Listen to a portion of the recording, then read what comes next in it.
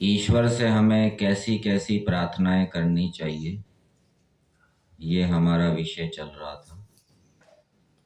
और संस्कार विधि के अंतर्गत जो ईश्वर की स्तुति, प्रार्थना, उपासना के मंत्र दिए हैं, उनके माध्यम से हम जान रहे थे कि ईश्वर से हमें क्या क्या मांगना चाहिए।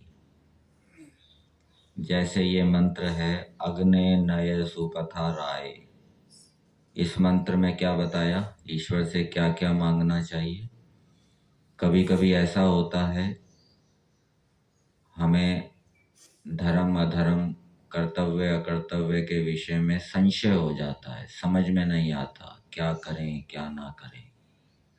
तो ऐसी स्थिति में ये मंत्र कह रहा है कि ईश्वर से याचना करो। पहले ईश्वर से याचना करो कि हे परमेश्वर, ये ऐसी स्थिति उत्पन्न हो गई है दुविधा वाली, हमें समझ में नहीं आ रहा क्या करें क्या ना करें, आप हमें मार्गदर्शन कीजिए। सुपथा, अच्छे धर्मयुक्त आप्त लोगों के मार्ग से ले चलिए। फिर उसके बाद पुरुषार्थ भी करना पड़ेगा, विद्वानों का संग करना पड़ेगा, उनसे भी समाधान प्राप्त करना पड़ेगा। और ईश्वर से क्या मांगना चाहिए, युयोधि अस्मत् जुहुराणम एनो। कुटिलता युक्त जो पाप रूप कर्म है, उसको आप हमसे दूर कर दीजिए। इसको इस रूप में समझना चाहिए कि ईश्वर न्यायकारी है, ये हमने सुना पढ़ा, लेकिन अभी समझ में नहीं आ रहा, श्रद्धा उत्पन्न नहीं हो रही। तो ये कुटिलता युक्त आचरण है। अंदर से जैसा जान रहे हैं वैसा मान नहीं रहे। तो ईश्वर से प्रार्थना करनी चाहिए कि हे परमेश्वर, हमने अनेक विषयों में सुना है, पढ़ा है, धर्म के विषय में, आत्मा के विषय में, ईश्वर के विषय में, परंतु उन विषयों में विश्वास नहीं हो रहा, श्रद्धा नहीं हो रही, संशय बना हुआ है। तो आप हमें ज्ञान विज्ञान देकर उस संशय को क्या है, दूर कर दीजिए। एक ये बात। और कुटिलता युक्त पाप आचरण को दूर कीजिए। इसका दूसरा उदाहरण बनेगा कि हे परमेश्वर, आपने आज्ञा दी है कि सत्य भाषण करो, अहिंसा का पालन करो, मन इंद्रियों के ऊपर नियंत्रण रखो, परंतु कभी कभी हम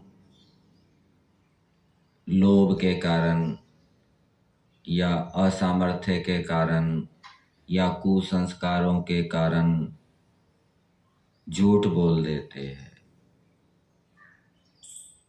हिंसा कर देते हैं, ईर्ष्या द्वेष से युक्त हो जाते हैं, मन इंद्रियों के ऊपर नियंत्रण नहीं रहता। तो हे परमेश्वर, आप इस स्थिति को दूर कीजिए।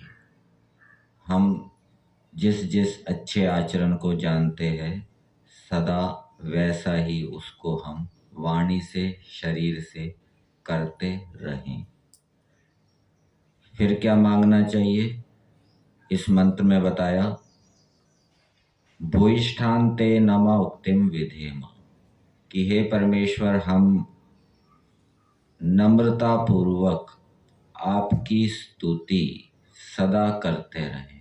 ऐसी प्रार्थना, ऐसी मांग ईश्वर से प्रतिदिन करनी चाहिए कि हे परमेश्वर, जो जो आपकी आज्ञाएं हैं उनका हम यथाशक्ति पालन करते हुए आपकी स्तुति निरंतर करते रहें। ये मांग परमेश्वर से करनी चाहिए। फिर इससे पहले एक मंत्र है, प्रजापते न त्वदेतान्यो। इसमें भी प्रार्थना दी गई है। तो इस मंत्र के माध्यम से मनुष्यों को क्या संदेश दिया गया है कि मनुष्यों को ईश्वर से क्या मांगना चाहिए। मनुष्यों को ईश्वर से ये मांगना चाहिए, मनुष्य अपनी कामनाएं ईश्वर के सामने रखेंगे कि हे परमेश्वर, हमारी ये कामनाएं हैं, हम ये सुख प्राप्त करना चाहते हैं, हम इन दुखों से दूर होना चाहते हैं। तो इन कामनाओं की पूर्ति के लिए हम आपका आश्रय लेवें, हम आपकी आज्ञा का पालन करें, जिससे कि आप हमारी इन कामनाओं को, चाहे सुख प्राप्ति की कामना हो, चाहे दुख से निवृत्ति की कामना हो, इन कामनाओं को आप पूरा कीजिए, जिससे कि हम सुखों से युक्त होकर और शोक दुख आदि से रहित होकर सदा आनंद में रहें। ऐसी प्रार्थना प्रतिदिन करनी चाहिए। ये ईश्वर स्तुति प्रार्थना उपासना के मंत्र दोनों समय बोले जाते हैं। 2 समय यज्ञ होता है, यज्ञ से पहले। अब इन्हीं मंत्रों के अंतर्गत 4 मंत्र और आए हैं।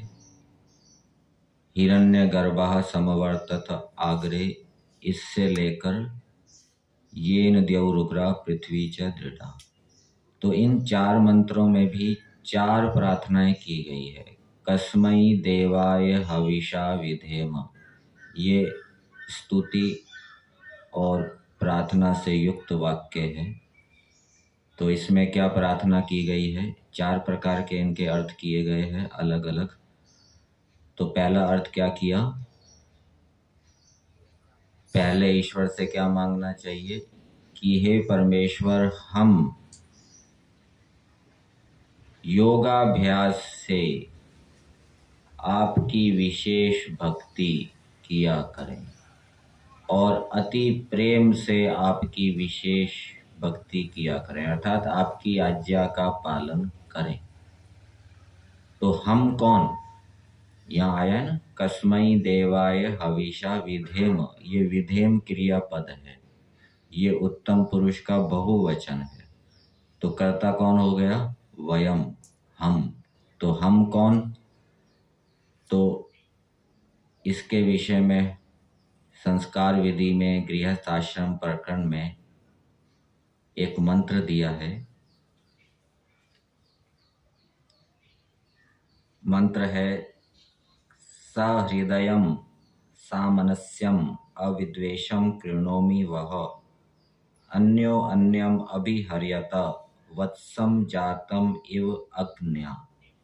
ये गृहस्थ आश्रम प्रकरण में मंत्र दिया है और इसका अर्थ महर्षि दयानंद जी कर रहे हैं। हे गृहस्थो, मैं ईश्वर तुमको जैसी आज्ञा देता हूँ वैसा ही वर्तमान करो, जिससे तुमको अक्षय सुख हो। अक्षय सुख मतलब नष्ट न होने वाला सुख, स्थिर सुख हो, अर्थात वह तुम्हारा सहृदयम, जैसी अपने लिए सुख की इच्छा करते और दुख नहीं चाहते हो, वैसे माता पिता, ये गृहस्थों को कहा जा रहा है, वैसे माता पिता संतान स्त्री पुरुष भृत्य मित्र पड़ोसी और अन्य सबसे समान हृदय रहो। ये मंत्र के अंदर नहीं दिए, माता पिता भृत्य स्त्री पुरुष मित्र आदि। तो इस अर्थ के आधार पे हम यहाँ पर भी अर्थ करेंगे कि हे परमेश्वर, हम कौन? हम सब मतलब कि जो भृत्य है, पड़ोसी हैं, माता पिता हैं, संतान हैं और भी दूसरे जो स्त्री पुरुष हैं, जो हम सब मिलकर रह रहे हैं, तो वे हम सब योगाभ्यास करते रहें, आपकी कृपा से योगाभ्यास करते रहें और अति प्रेम से आपकी आज्ञा का पालन करते रहें। सबके लिए प्रार्थना है, केवल अपने लिए नहीं है। जैसे मान लीजिए आर्यवन के अंदर रह रहे हैं, तो आर्यवन के अंदर रहने वाले बहुत से व्यक्ति हैं, तो सबके लिए प्रार्थना हो जाएगी कि हे परमेश्वर, हम सब आर्यवन में रहने वाले आपकी कृपा से योगाभ्यास किया करें और अति प्रेम से आपकी आज्ञा का पालन किया करें। तो ये प्रार्थना होगी। प्रार्थना के साथ साथ फिर पुरुषार्थ भी करना पड़ेगा, यथाशक्ति पुरुषार्थ भी करेंगे, दूसरों को बताने समझाने का प्रयास करेंगे।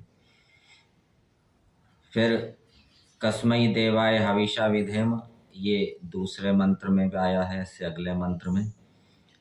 तो इसमें प्रार्थना की है कि हे परमेश्वर, आप सकल ज्ञान के देने वाले हैं। आपकी प्राप्ति के लिए आत्मा और अंतःकरण से भक्ति अर्थात आपकी आज्ञा पालन करने में तत्पर रहें। तो आत्मा और अंतःकरण से आपकी आज्ञा पालन करने में तत्पर रहें, इसको समझने का प्रयास करते हैं।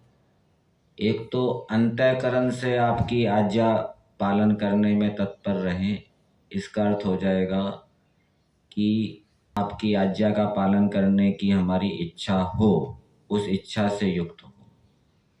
अब वो इच्छा शाब्दिक भी हो सकती है, वास्तविक भी हो सकती है।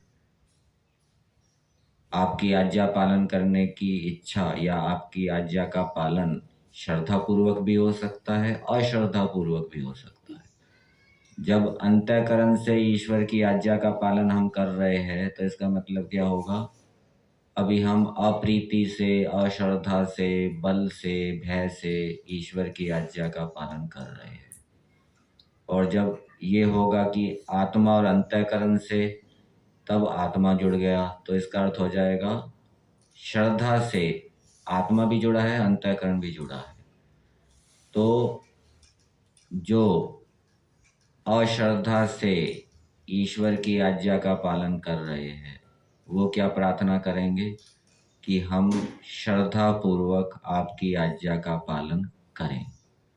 और जो श्रद्धा पूर्वक ईश्वर की आज्ञा का पालन कर रहे हैं वो क्या प्रार्थना करेंगे कि ये जो आपकी आज्ञा का पालन है परमेश्वर हम कर रहे हैं, ये हम करते रहें, श्रद्धा पूर्वक करते रहें, उसमें अश्रद्धा उत्पन्न ना हो।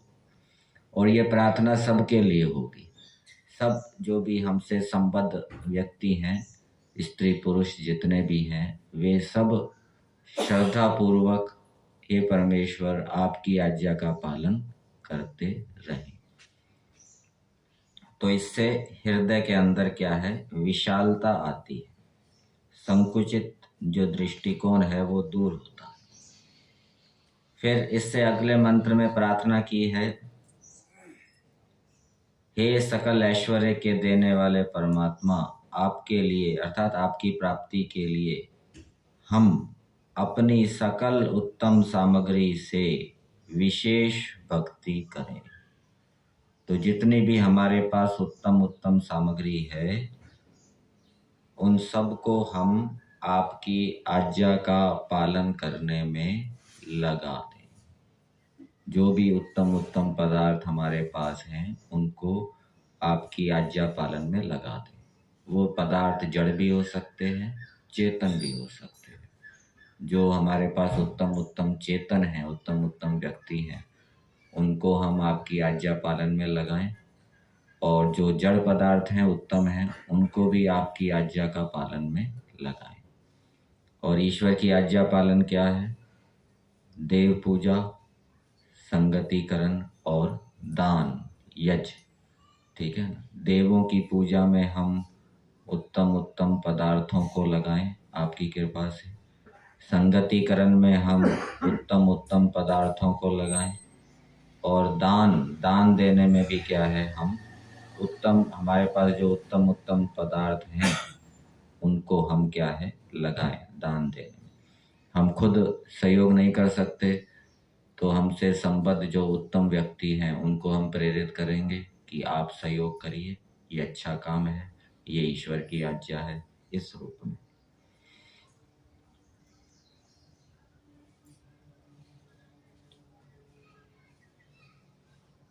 फिर अगले मंत्र में प्रार्थना है कि सब सामर्थ्य से विशेष भक्ति करें। यहाँ पर सामर्थ्य की बात आई है। इससे ऊपर वाले मंत्र में क्या बात आई थी? सकल उत्तम सामग्री से हम आपकी विशेष भक्ति करें। यहाँ पर दिया है सब सामर्थ्य से हम आपकी विशेष भक्ति करें। सामर्थ्य कहो, शक्ति कहो, मतलब कि हमारे पास जो जो योग्यताएं हैं, सामर्थ्य का अर्थ योग्यताएं लेना चाहिए। एक व्यक्ति के अंदर अनेक गुण होते हैं, अनेक योग्यताएं होती है, तो उन सब योग्यताओं को, उन सब गुणों को वो व्यक्ति क्या है, ईश्वर की आज्ञा पालन करने में लगा दे। तो व्यक्ति ईश्वर से क्या प्रार्थना करेंगे कि हे परमेश्वर, हमारे पास जो उत्तम उत्तम गुण हैं, योग्यताएं हैं, हम आपकी कृपा से आपकी आज्ञा पालन में उनको लगाते रहें। कभी हम उनका उपयोग आपकी आज्ञा के विरुद्ध ना करें। ये ईश्वर से प्रतिदिन क्या है, प्रार्थना करनी चाहिए। स्वामी जी, इसमें जो